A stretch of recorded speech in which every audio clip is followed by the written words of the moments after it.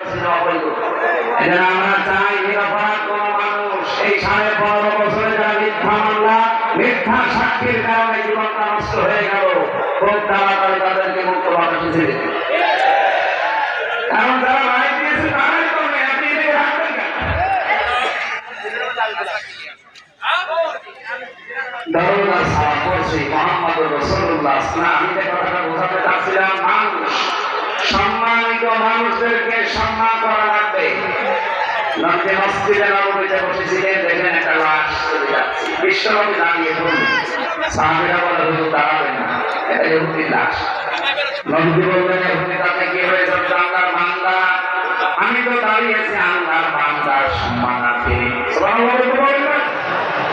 নবীর মতো মানুষদেরকে ইহুদি মরে গেছে, তার লাশ দেখে দাঁড়িয়ে যেতে পারে, আর আমরা মুসলমান সৃষ্টির শ্রেষ্ঠ সৃষ্টি মানুষ, তার ভেতরে খায়রুল বারিকা যাদের ঈমান আছে, তারা যারা মুসলিম, এদের সাথে আচরণ করলাম নিজেদের কাছে কষ্ট হয়ে থাকে। ইহুদি দেখে দাঁড়িয়ে যান, আপনি মুসলমানদেরকে আরো দাঁড়িয়ে দেন। আল্লাহ আমাদেরকে মানুষকে সম্মান করা তৌফিক দান করে। আগামী থেকে আল্লাহর এই শ্রেষ্ঠ সৃষ্টি আশরাফুল মাখলুকাত মানুষের সম্মান নিয়ে কেউ যেন ছিনিয়ে খেলতে না পারে, সেই পথগুলো সম্বন্ধ করা লাগবে। এটা হলো না কেন? দরুদ সালাম পাঠ করার মাধ্যমে আজকের তেলাওয়াতকৃত আয়াত সূরা সমাদ 71 নাম্বার 72 নাম্বার আয়াত আমরা পড়েছি।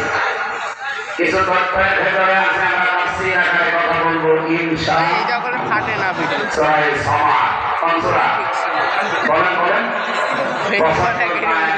সমাজ শব্দের সাথে অর্থ ধাক্কা দেওয়া, কি দেওয়া, এর সঙ্গেই বলা যাচ্ছে যে এর ভেতরে কোনো তালুক আছে।